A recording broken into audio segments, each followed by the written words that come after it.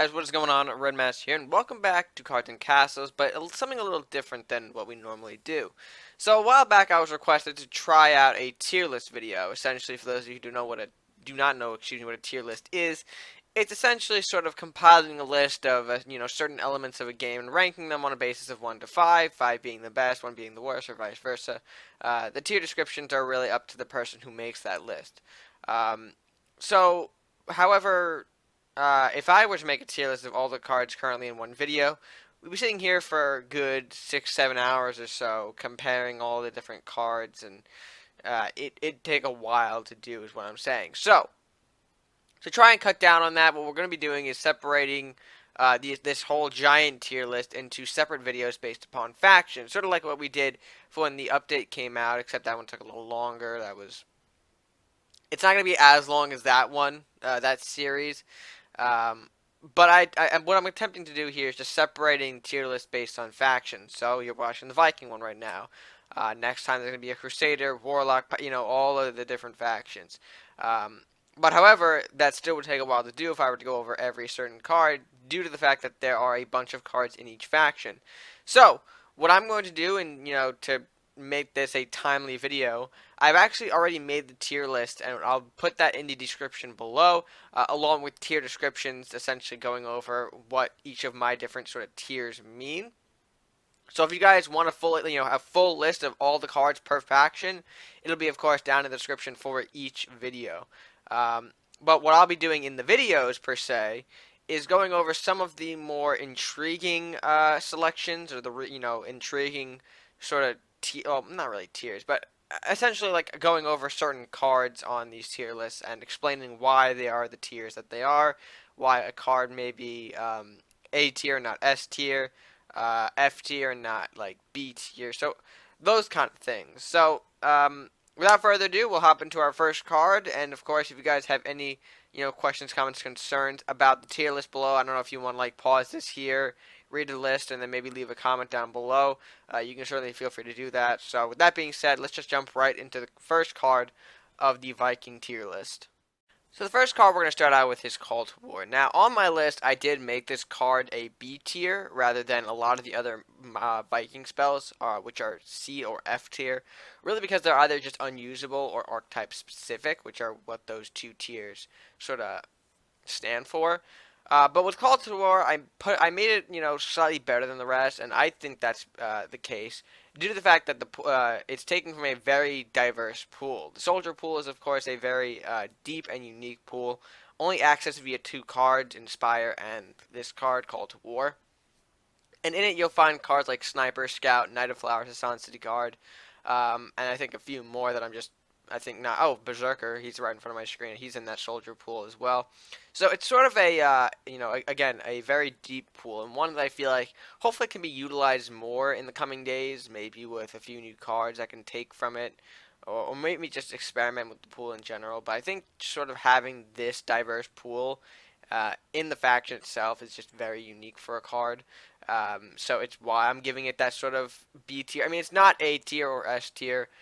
Because you don't see this card everywhere. It's cost at 3 gold. I feel like it's a bit expensive, but you are taking out of a lot of different cards. Some, you'll taking out, you'll get either a Sniper, which is above cost, Berserker, which is on cost, or Hassan City Guard, which is lower cost. So you do have a lot of different options with this, and it can easily backfire on you. Say, like with the Hassan City Guard, you're getting less than what you put into it. You could have just summoned a guard at 2, but you had to waste 3 gold for it. So it's iffy in that regard. But essentially, I did put it again at that B tier because I think it just deserves a little bit more. I mean, I don't want to say respect. It fits more in the B tier because it's not, again, super weak or super powerful, but it's sort of a solid card if you want to include maybe 2 copies of it, even 3 if you're feeling that ballsy RNG for Viking. But yeah, I'm essentially going to leave it at that. A great card. I think it deserves sort of the B tier. And with that being said, we can move on into our next card. Now, the next card I want to talk about is the Lich. Now, per the tier list, I marked off Lich as an A tier unit, and as per my tier sort of descriptions, A tier is marked off for cards that are, really strong and great to use, but only have a minor imperfection or flaw that can be exploited. Unfortunately, Lich's sort of flaw is not sort of minor. Of course, the last will of freezing two allies is big for an enemy to exploit if the Lich is killed off. However, I still put him in the A tier, classification because the Lich is still an extremely powerful unit, and his flaw can be easily avoided. Unlike some of the other flaws that come with some other A tier cards, Liches can be avoided, and it's not, he's still not in the S tier because he still has that flaw. But again, the fact that you can just, you can avoid that exploit pretty easily is why I mark him off as an A tier. Um, and of course, the reason why he's also in an A tier is because of his ability in general. Initiative of freezing two enemies. That's kind of big for the early game, especially when you're looking at the early two turn, 3 turn sort of environment. Any sort of freeze right there is big and definitely holds off any sort of advances by the enemy and forces them into a more defensive position, especially because you can just advance your units up forward without having to worry about any enemies. Seeing as how probably the first two out there or random two are going to be frozen, not being able to do anything for the next turn. Um, so yeah, that's probably my biggest reason why Lich is in the A tier. And again, like I said, avoiding the exploits. If you can get rid of your units on the board before Lich's Lash will activate, or keep your units in a back position, say like you have a Tarius or a Blacksmith, it doesn't really matter if they're going to get frozen because you don't really plan on moving them anyway. Just make sure they're probably in the backmost regions of your side. That way, they're not being threatened by anything else that the opponent might push on you. So yeah, that's kind of why I put Lich in the A tier area. I mean, again, strong initiative ability. His flaw is easily avoidable. His cost is nice, and his stats, aren't the worst. I mean, obviously miners have the same stats, and he's at a 2G. But for what Lich does, I think he deserves to be in the A tier. So, with that being said, we can move on into our next card. So next we move on to the Spear Strike. Now Spear Strike I marked as an S tier card, which might be surprising considering that there's only 3 S tier cards, I believe that there's only 3 S tier cards in the Viking faction, and of course Spear Strike one of them, giving a random friendly unit 5 attack and drawing a card on the same, in the same card. I don't know what this was. Anyway, moving on. The reason why I mark Spear Strike in the S tier is it's pretty much one of the best cycle tools for Viking decks out there. Not only being able to probably take something out or dealing massive damage to the castle, but you're also just cycling it out, keeping your hand always stocked, always stacked, whatever you want to use in terms of terminology there. The point being, Spear Strike an extremely powerful card that I feel like a lot of people don't use for Viking decks, which is kind of surprising. I mean, maybe they do, but I don't really see a lot of Spear Strike, and I think there should be more of it.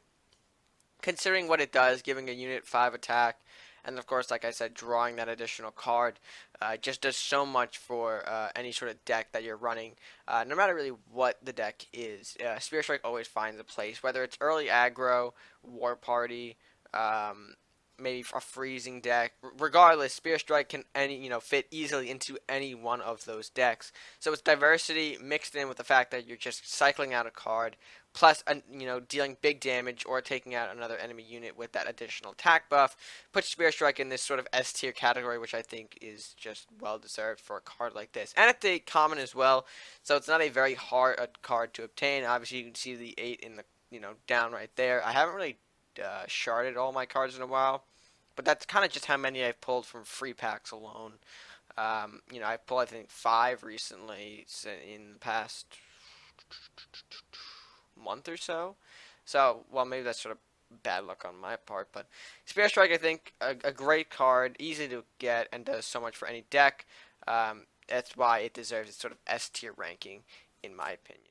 Next, we have the Wind Mage. Now, the Wind Mage is another sort of card that you may not be expecting to be in the tier it is, but it is, of course, in my opinion, an A tier. And the reason being, its sort of initiative is just sort of looked down upon as just it's a whatever. It's not that strong. You're just pushing enemies away. What's the big deal? But I find that to be very effective, especially in a Viking deck, because you're giving yourself time to breathe. And with Viking decks, they necessarily sometimes need that additional space. And I mean, not all Viking decks are aggro decks. Of course, right now in the meta, you might consider some of them aggro decks. Red blue is really just the big thing when you think aggro. Um, but honestly, Wind Mage still a very strong unit. Knocking back all those enemies gives you time, like I said, to breathe for a bit. And of course, it gives you that extra turn to really reset yourself, which I feel is really just strong ability. And he comes as a 2/2 range, which isn't bad either. It kind of gives that Wind Mage the space to come out onto the board, rather than you playing, thinking like a Troll Gunner, where the Troll Gunner doesn't really push guys away.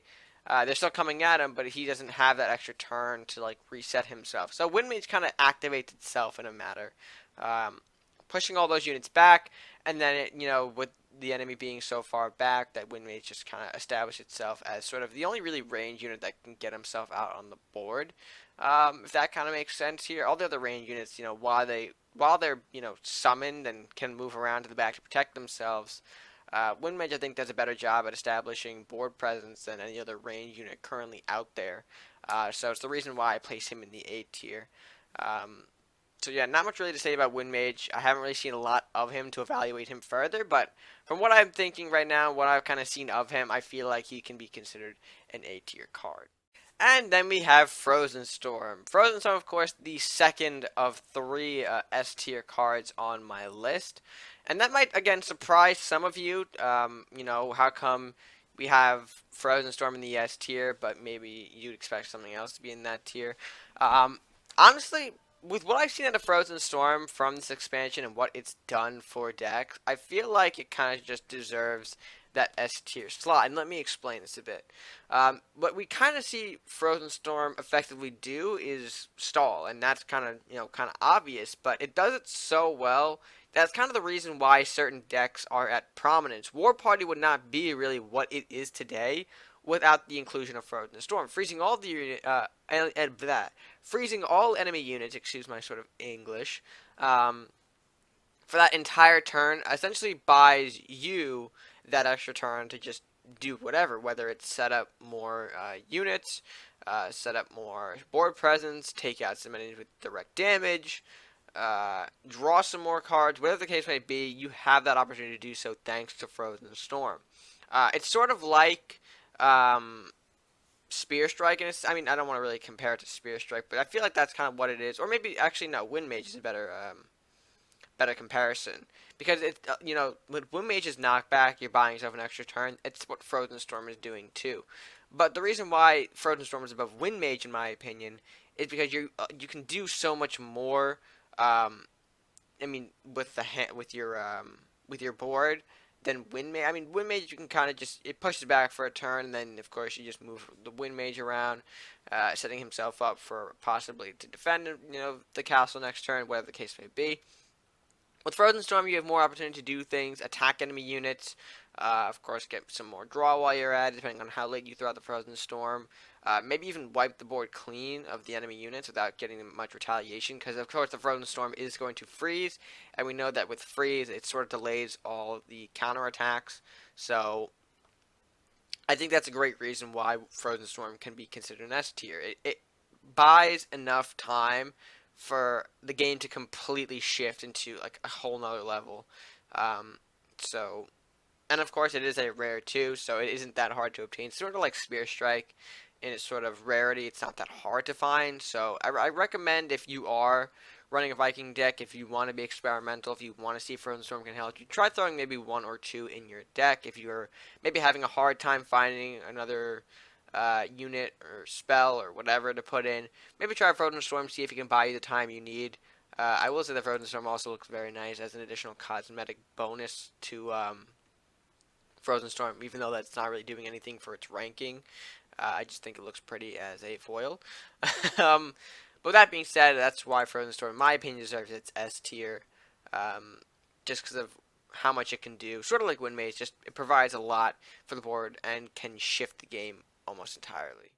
That being said, guys, that's going to do it for today's sort of experimental tier list video. It's going to be the first of a few, especially going forward. I want to see how well this kind of goes over with you guys. If you want to see more of these kinds of videos, I'm planning on doing, of course, all of the factions. And then perhaps if you guys enjoy it, perhaps I'll start doing them for updates as they come out as well, sort of, reassessing maybe the changed cards, the new cards in sort of a tier list fashion. But yeah, if you guys did enjoy it, please make sure to support it by leaving a like on it, sharing with your friends, and commenting down below your thoughts not only on the video, and if you want to see more videos like this, but also of the tier list. If you guys kind of agree or disagree with my list, do so, kind of tell me why in the comment section below if you, again, disagree or agree.